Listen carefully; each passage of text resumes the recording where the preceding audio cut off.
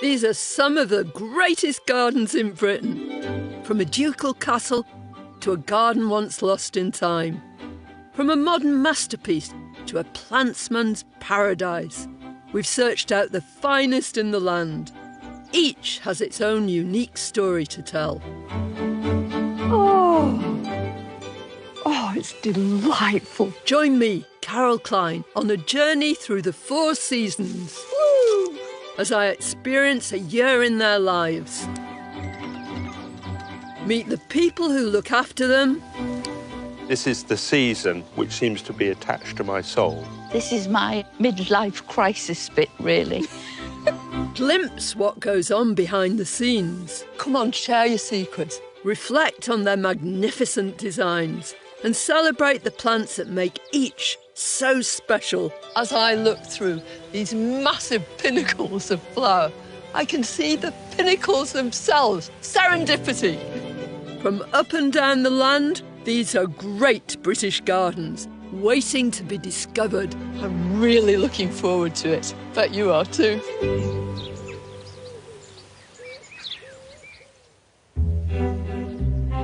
In the east of England, in the county of Norfolk, is a world-renowned Great British Garden. This is Bressingham Gardens, a 17-acre garden paradise and home to a family of horticultural heroes who pioneered the way we garden today.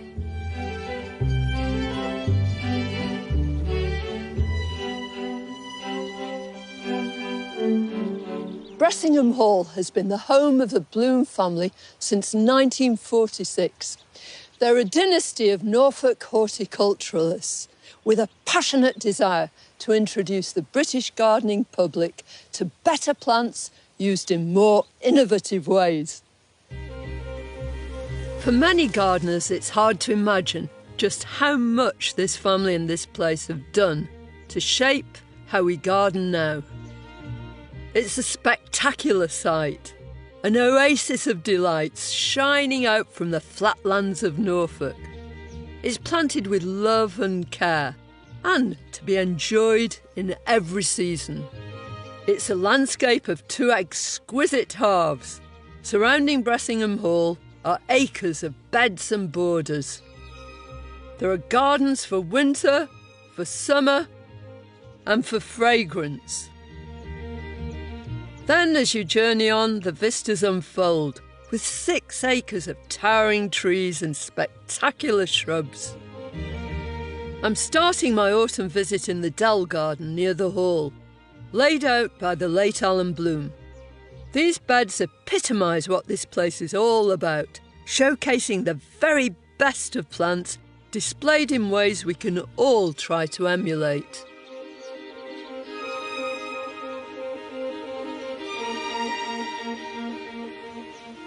How's this for a resplendent red-hot poker? It's very, very aptly named, isn't it? This one is Nefophia ruperi, and it's one of the biggest and the brightest and the best of them all. It's the last to flower, and talk about saving the best till last. I love these great torches, coral and orange at first, then brilliant yellow, and even when they start to fade, they don't look at all dishevelled. They really announce the autumn. And I love the way you can glimpse that Nefophia. It sort of shines through this beautiful grass. This is Miscanthus nepalensis. These bronzy tassels just hang there in the breeze and waft backwards and forwards. And the colour is perfect, both with the red-hot poker and with this lovely little chrysanth. This is Paul Boisset. I love that kind of rusty colour. And again, chrysanths always remind me of the autumn. I think they do, everybody. It's the smell of them as well, apart from the colours. Alan Bloom actually had a lot to do with introducing hardy chrysanths to the British public.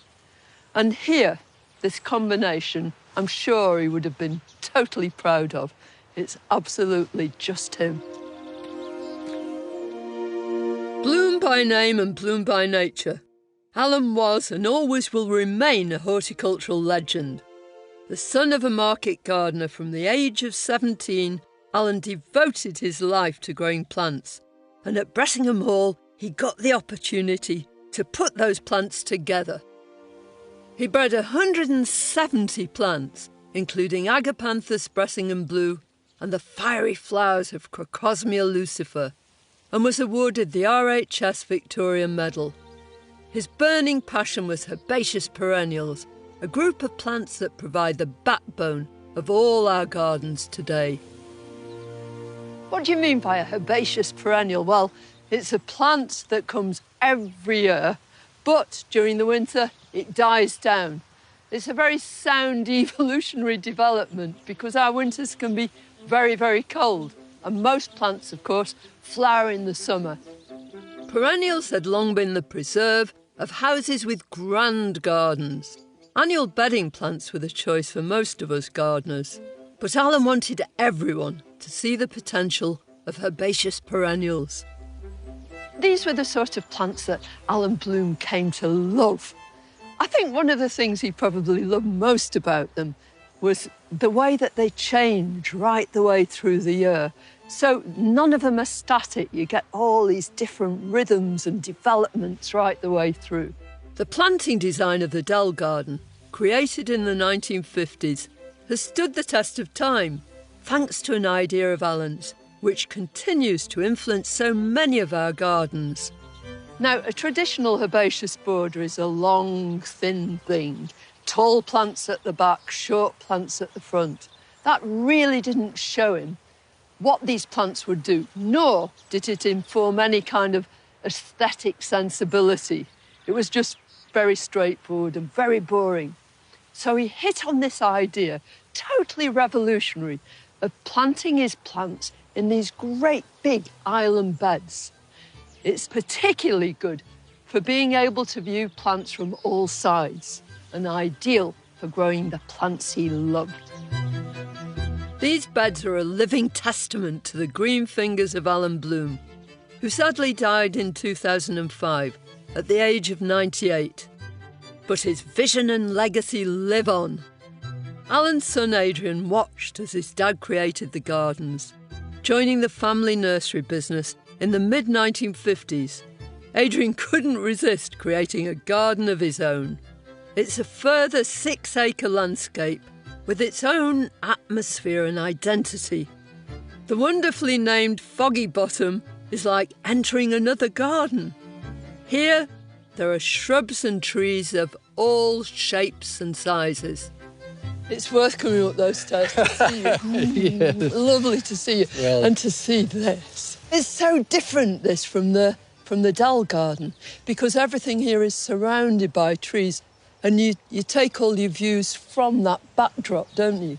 well, that's true. I mean, a lot of years ago, over 50 years ago, in fact, we had a fence. 50 years ago? Yeah, when we started. Wow. That makes you realise that you're not a youngster anymore.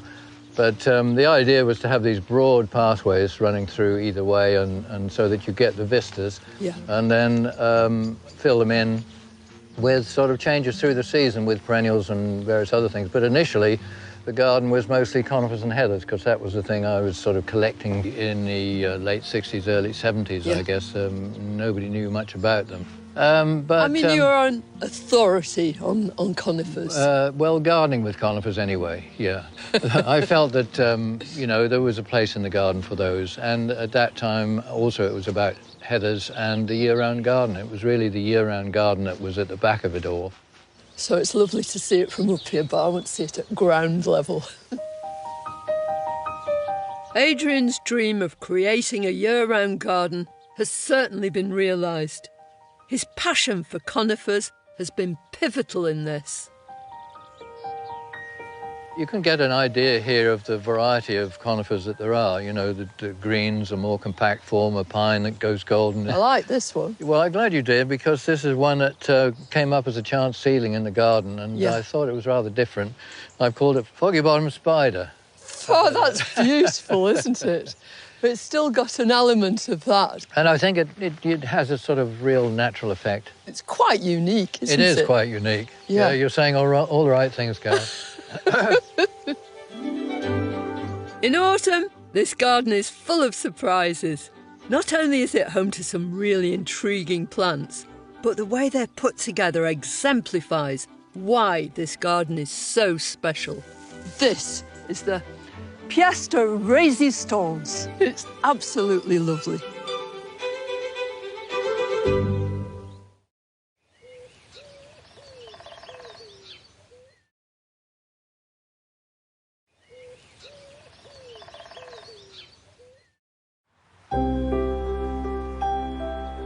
It's autumn at Bressingham Gardens, the home of horticultural royalty, the aptly named Bloom family.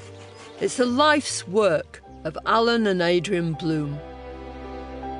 Adrian is a planting pioneer and the man responsible for creating and perfecting this 17-acre garden. The guiding principle of this garden has always been to show people the right plants for the right place, for any size of garden.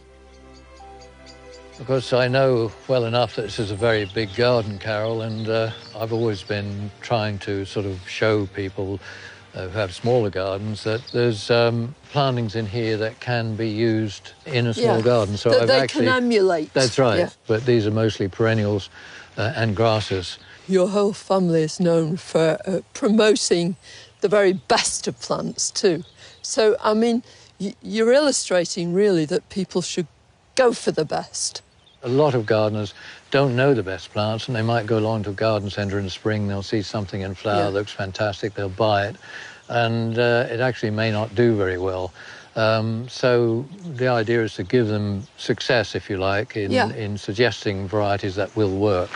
There's such lovely things in here. These hellebores are in flower already. Yeah, it's very early, isn't it? But they'll go through till next April almost. And Begonia Bressingham Ruby, which will be purple in winter. Yeah, isn't that substantial and gorgeous? It really is, it? and pretty tough. Yeah, really. Indestructible? Just about, although if you tramped over it a bit, it probably wouldn't stand Yeah, if you had a herd of elephants, Yeah, but I don't right. suppose you have many of those. Not too many, no. Bressingham showcases the very best of plants we can choose for our gardens. But one of Adrian's great skills is to put them together in planting schemes that seem to flow freely like rivers. You can see the river running through the middle. And it runs right the way through. Yeah. You want to see where it's going, don't you? How exciting! It does sort of pull this together in a way. Yeah, and it runs through and makes the most of these bigger trees everywhere, doesn't it? Yes. Curving through this border is a sea of Japanese bloodgrass, Imperator cylindrica rubra. It's the colour of autumn, and when combined with this blazing shrub, Nandina firepower, the whole scene glows.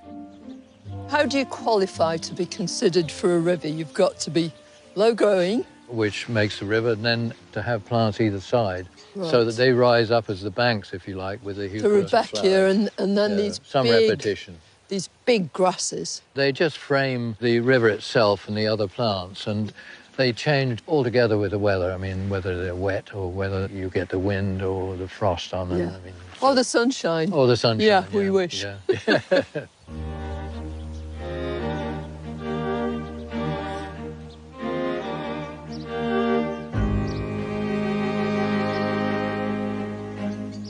In this subdued light, this cornice midwinter fire just glows, this glorious golden foliage. And of course, it's got more to offer. Come the winter, there'll be red stems.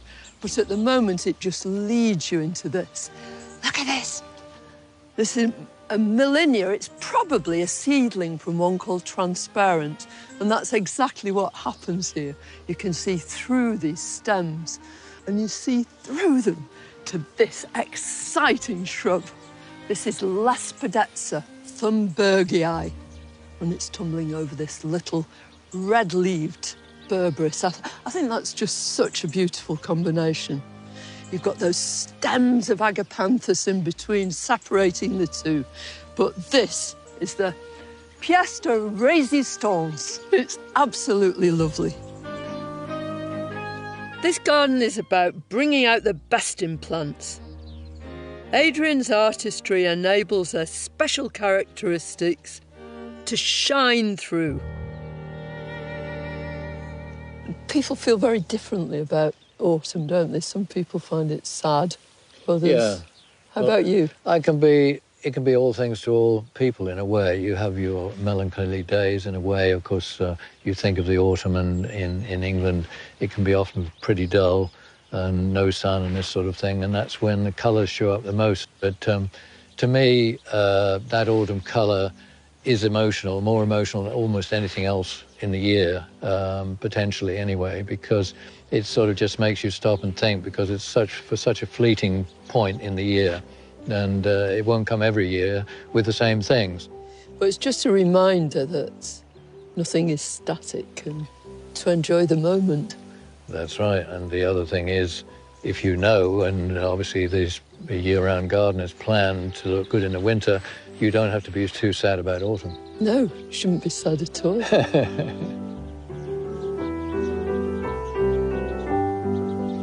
Making the most of the seasons and planning for the year ahead is top of the agenda here. So my winter visit is a wonderful prospect.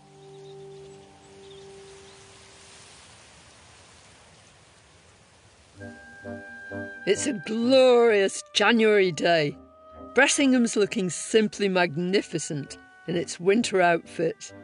And there's no better place to start my visit than in the winter garden.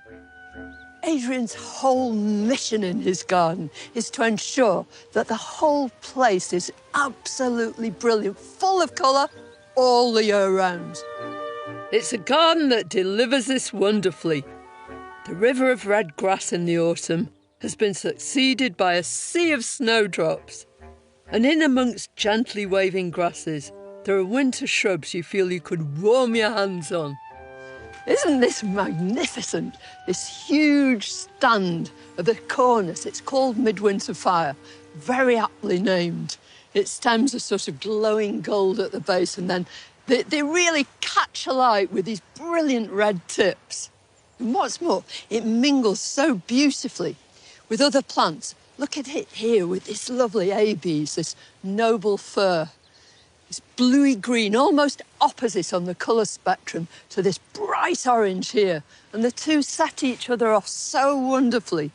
I also love the way that that's got a kind of horizontal plateau-like presence, whereas these are upright, reaching for the blue winter sky.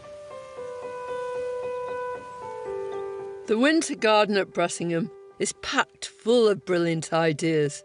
It's a real showstopper. A bit of winter work. Oh, hi, Carol. Hi. Yeah, I was just making this entrance nice for you. Well, most considerate of you. No red carpet, but... What is it? Well, it's a weeping atlas cedar, Cedrus atlantica glauca pendula. Right. It does make sense, but... so Atlas being the Atlas Mountains? Yes, that's right, yeah. From sort of Morocco. But it is pretty hardy through most of the UK. It's been trained up over an archway. I did that 12, 15 years ago, I suppose. But you've got a double arch, haven't you? Well, this one, yes, you can see why I'm pruning it. This is one that gives you a view through to the borders through there and Bressingham Hall in the distance. Positively architectural. I love these little twinkles of white. Snowdrops are the epitome of this time of year. This particular variety, S. Arnott, Sam Arnott, was given to me about 40 years ago, one clump out of somebody's garden, and I've continued to split it up, and all the ones that you're going to see all came from that one clump. You couldn't have a better snowdrop than S. Arnott. No. It's got this beautiful honeyed perfume too, hasn't it? Lovely, yeah. And that's such a clever combination with the Ophiopogon. People call it black grass, but it's not a grass at all, is it? No, it isn't. It's from the lily family, but it's evergreen or ever black, and the contrast you get with other plants is tremendous. Very Art Deco combination. Yeah. Come on, I want to see some more. Snowdrops shine brightly in any garden, but here, these treats are set within a brilliant framework of colourful trees. Look at the wealth of colour here, isn't there? Yes, I think with the winter sun on it, it's very striking. You know, if you look up, you've got the different heights and colours and forms, which is what you've got in conifers, of course, but you notice them so much more now. So in the distance there, that's Xanthocarpus, better called green arrow, really. Yeah. It's with these lovely sort of wafty arms. There's an abies called golden spreader there. Yeah, which is big and solid, isn't it? It really is. Yeah. It's a real pyramid. And then the very bright blue spruce, but these last three I have done some pruning to keep them keep the shape and keep them from getting too big. Adrian's careful tree management is the key to the winter garden's backbone. But great swathes of the dell garden, laid out by Adrian's father, are taking a back seat this season. Before Christmas, all of this is cut back, and it looks a bit like a graveyard at the moment. And you can see what a herbaceous plant is. It's something that just dies right down, Dies back. lives under the ground. Yeah. And then when we come in the spring, it'll all be then coming you up get again. that resurgence. The striking difference between these views and those in the winter garden brilliantly demonstrates Adrian's prioritising of the year-round garden. It sort of tends to show you towards this part of the season the things that stand up to the wind, and I think with, say, miscanthus, the wonderful grasses that have these plumes. But the miscanthus of all the grasses is the best one, isn't it, in terms of leaving it over winter and enjoying it? Well, I think it is. I mean, we've got down to 2 or 3 varieties that we sort of concentrate on, those that really do overwinter. Some get very floppy very early. Some of the best grasses for standing up to the cold winds of winter are the miscanthus. What they do really is reflect the light. So you get the early morning winter light coming through these, and if you get frost or dew on them, it's absolutely magical. I mean, you can't help but stop and look at them. They're a photographer's favourite. Well, that's true. In those terms, with one of these hoar frosts all over them. So there are grasses and grasses, though, aren't there? I mean, the miscanthus, most of them are wonderful through the winter. But Molinias are a different kettle of fish. Yeah, some of those really go down early, don't they? And therefore, you might say, don't have so much value in the garden. In fact, we've got 1 or 2 there, which we're cutting back at the moment. So I'm sure you could give us a hand. Oh, yes, please. You got some? I roll my sleeves up. OK. In an island bed in the Dell garden, these grasses are getting a timely chop. This is Anya, already hard at work. Yeah, I'd save some of that for me. All right, then. Would you like to try? We're making way for new growth in the spring. The winter's very much a time for work in the garden. It's funny, isn't it? Because people used to think that, you know, the garden went to sleep during the winter. Yeah. But in actual fact, it's the busiest time, isn't it? It's very busy, yeah. Use shears or your hands to remove the old stems and then move in with secateurs. But be careful not to damage signs of new growth. Once grasses and various other things start to look untidy, that's almost a good time. A good gauge is when you want to have it cut. If it looks good through the winter, leave it, you know. But in this case, yes, we didn't get it done. Exactly. It's a bit like a hairdo, isn't it? Yeah. Tells you when you need one. Usually. Grasses are an essential part of any border as a counterpoint to shrubs and other plants. Whether your garden's big or small, it's always worth giving them a go. This Molinia is much more for the smaller garden. And you know it well enough, I'm sure, but Molinia cerulean variegator. Right. And it's quite compact, has sort of very light green and yellowish leaves, so it's attractive even before it flowers. Yeah, you don't have to have a huge garden to have No, that's right. grasses at all. The annual cycle of gardening is one of its great delights, and to play a small part in winter has been a real pleasure. Bressingham in its winter finest has been a feast for the eyes, and even in the depths of the season, there are still shrubs that are simply irresistible for their scent. Isn't this lovely? I wish you could smell it, because it is absolutely scrumptious.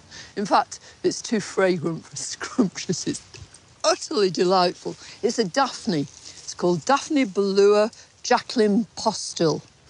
And these come from the Himalayas originally, but they do very well in British gardens.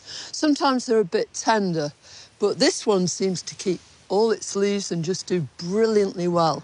And one of the reasons it does so is because Adrian prunes it really hard to keep it looking thick and bushy. And of course, the other consequence of that is you get lots more flowers, and the more the better with this fragrance. If I was going to have one winter flowering shrub that I was growing just for scent, I think it'd have to be this. This is a scent that will forever remind me of my winter visit to Bressingham. But in a few months' time, the whole scene will have changed as this garden shifts into the spring, where so many seasonal delights lie in wait.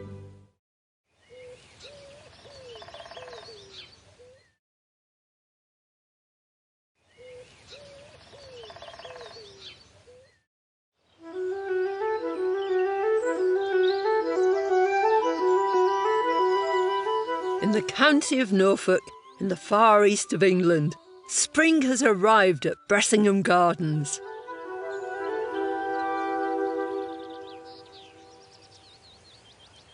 This is a 17-acre garden, created and landscaped by the Bloom family, a horticultural dynasty with a passion for breeding and growing plants, and an expert eye for putting them together. From the tree house overlooking the garden, Foggy Bottom. Well, welcome to Foggy Bottom in spring. Adrian Bloom has a room with a view. It's this time of year, actually, that you can really spot the shrubs which stand out, and the early shrubs like magnolias, which get into small trees, berberis, even rhododendrons. One of the most iconic sights at this time of year are the blooms of magnolias, a sure sign that spring has sprung. Shining out are the goblet-like flowers of Magnolia Elizabeth. Unusually, rather than pink or white, they're a delicious buttery yellow, a real talking point, and much admired. In this garden, it's all about the plants and the fact that they're coming into flower and showing up. What can compare to camellias when they put on their show-stopping performance in the spring? Well, I have to share this one with you. Camellia donation is, to my mind, the best of all the camellias. And it's a good doer, a good grower. I pruned this hard back last year immediately after flowering. And look at the size of these flowers, which you can pick and bring indoors. And it goes on for weeks. But spring at Bressingham isn't just about seductive and showy shrubs. Perennials like these pale pink dicentras abound on the woodland floor. They're at home in shade, and if they're given the right conditions, they'll form thriving colonies with ferny foliage and masses of drooping locket-shaped flowers. Away from Adrian's home garden at Foggy Bottom, the Dell garden created by Alan Bloom more than 60 years ago is bursting into bloom. Camellias and rhododendrons flank the Flint Bridge, and below them are drumstick primulas, aptly named with their spheres of purple flowers on long stems. This variety is Primula denticulata, Bressingham Beauty. Like so many plants in the gardens, it was bred here. Overhead, trees and shrubs create a breathtaking show, whilst at ground level, beautiful bulbs are bursting through the soil. One of my favourite spring bulbs is China Duxa, and here it's making quite a show just in the breeze, and it's at the base next to an ophiopogon, the black-leaved ophiopogon, and as you move up you can see the cornice behind, which we're about to cut back. The cornice has completed its spectacular show. It was aflame when I visited during the winter. Now, action must be taken to guarantee the same superb show next winter. So Andrew's cutting back the cornice here, and it's going to make a show again next year, but you need to cut it back hard enough, as you can see. Cornice looks great en masse, but it can thrive just as well in a pot. Whether it's in a container or in the ground, if you cut all or at least several of its stems hard back to the base each spring, it will reward you next year with a mass of fiery stems. You can use the prunings to make cuttings, just stick them in the ground. Spring treats abound, and amongst them are some true treasures. Trilliums are extra special, with mottled green foliage and flowers in pure white or rich ruby red. As woodland plants, trilliums are happiest living in shady corners.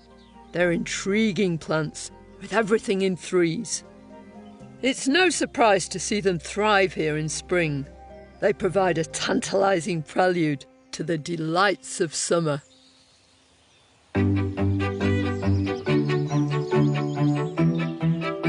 The gardening year has almost come full circle. Summer has arrived. Everywhere there are islands of the finest plants and landscapes to lose yourself in. You're reminded of the Bloom family's devotion to growing an astonishing variety of plants and displaying them in the best possible ways.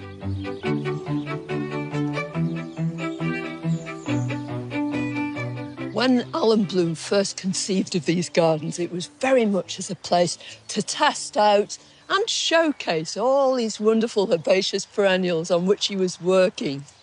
Since then, he's passed the baton on to his son Adrian, and he's really run with it. As far as the eye can see, Bressingham's summer borders stretch into the distance. Immaculate lawns sweep around beds brimming with the best shrubs, grasses and perennials. In a series of island beds next to the winter garden is the aptly named summer garden, laid out by Adrian in 2001. You've got lots of repetition here. This beautiful courted area, the pampas grass, is repeated as a sort of motif. Punctuation mark after punctuation mark all the way down through the bed. But rather than everything being in quite tight clumps and next to each other, plants wander off into the distance. You'll have things like glorious geranium roseanne. It goes right the way over and flows through this whole bed.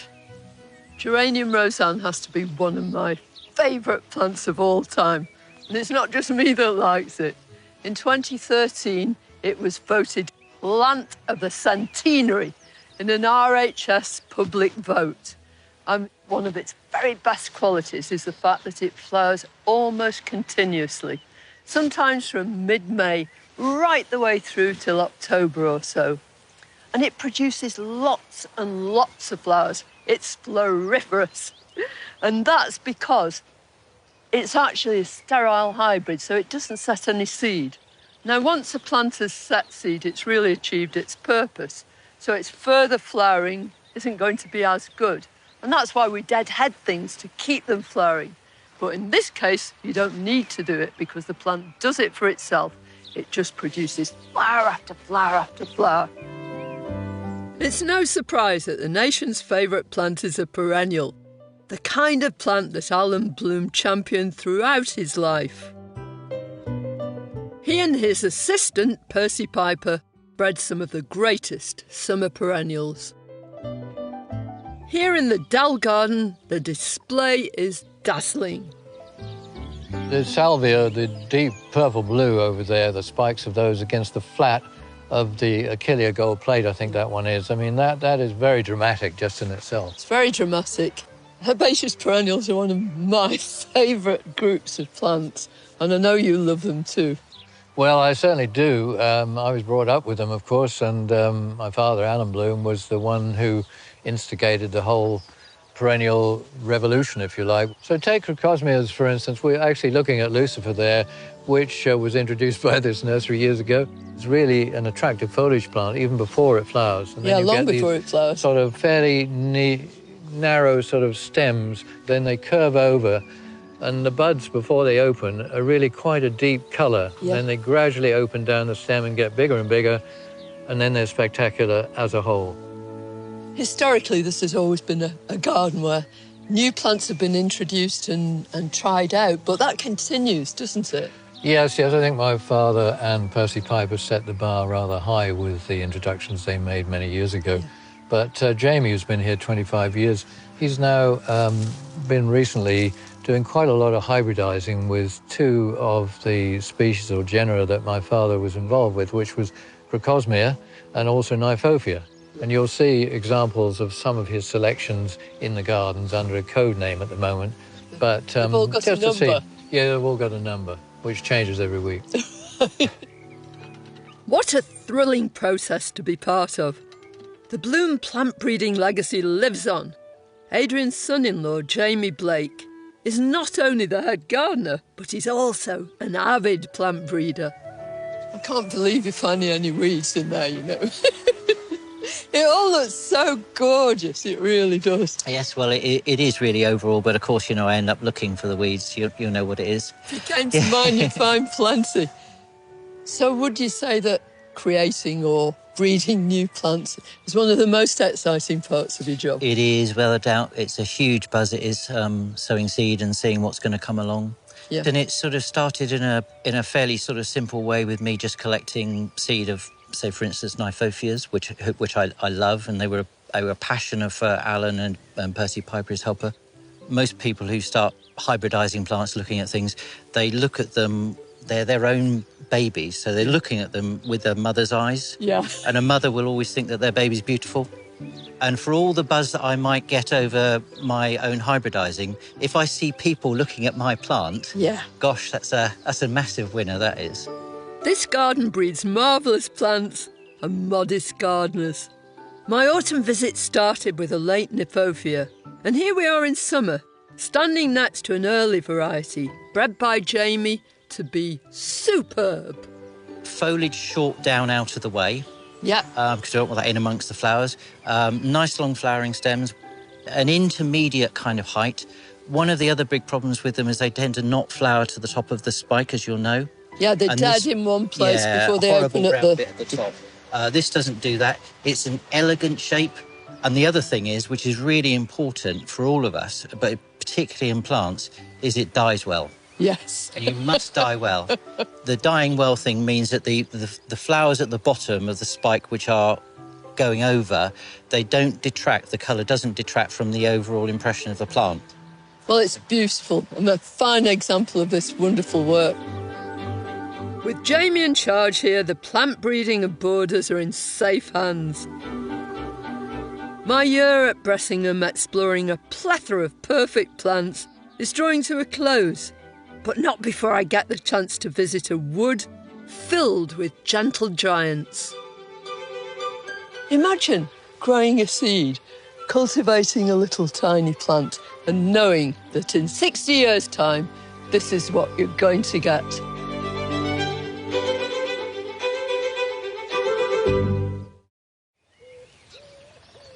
Is it dies well? Yes. It must die well. The dying well thing means that the flowers at the bottom of the spike, which are going over, they don't detract, the colour doesn't detract from the overall impression of the plant. Fine example of this.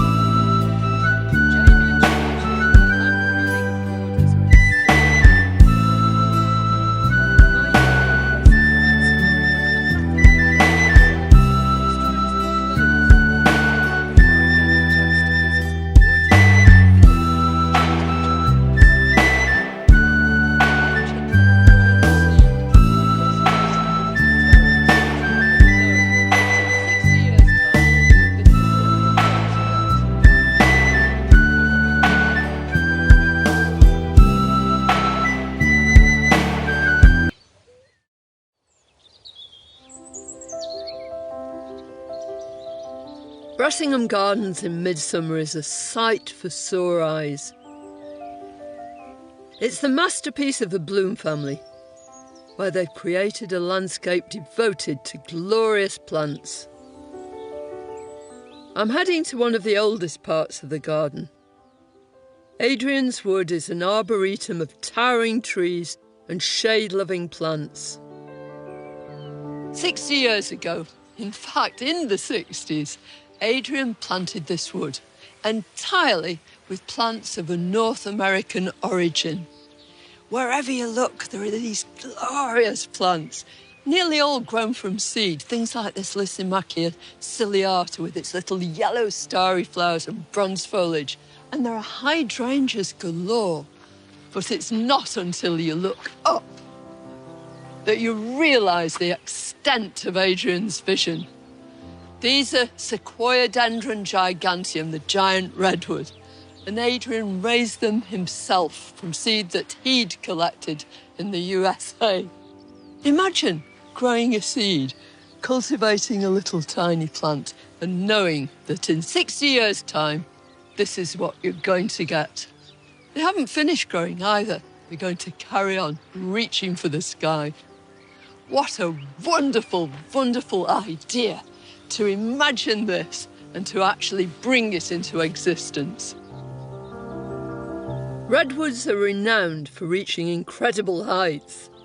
They can live for over 2,000 years, and the tallest has been recorded at 375 feet. At least this is something I can hug. There's something about this garden that really envelops you. It feels so special. It spreads across the landscape in rivers of plants and islands of colour. There's so much to take in and so many beautiful views. That's lovely, through there with those windows. In a corner of Foggy Bottom, one of the smaller trees needs some TLC. And with Adrian wielding a pruning saw, I'm delighted to lend a hand.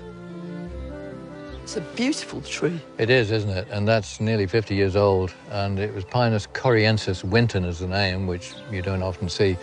But if you imagine this as it would be if I hadn't pruned it at all, it would be to the ground and probably 30 feet across. Right. Would just be a blob, say. A blob. Yeah, and not very interesting. So by pruning it up, I managed to keep the tree, get nice views through it, and it retains its interest. I think sometimes people think that once they've planted a tree, that's it. It's just going to do its thing. But you can alter so much. So if you could grab that one, it doesn't matter at this stage, if you just cut through from one side. Quite heavy. Yeah, right.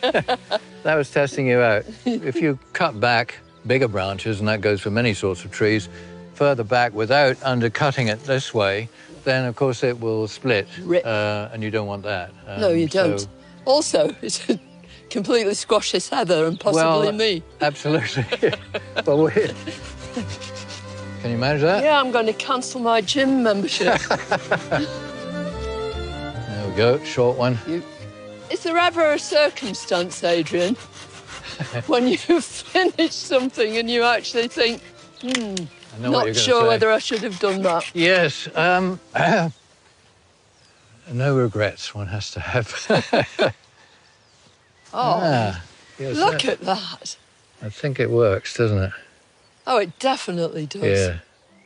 It's beautiful. You can see not just through to the front of the other bed, but far beyond it. Yes, you can, can't you? And it opens up possibilities. You've maintained that lovely globe shape, haven't you? And yet, it's so elegant. I'm glad I played a very small... Yeah, well, we will always remember, and we might even have a little plaque that Carol... Carol made a home here.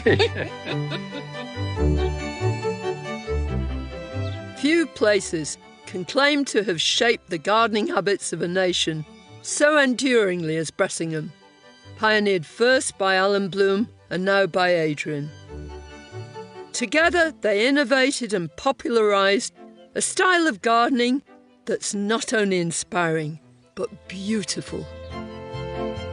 Adrian's eye for innovative planting, his insistence on top plant quality, and his far-sightedness, together with the dedication of his team, have imbued these beautiful gardens with true love. That's what makes Bressingham a great British garden.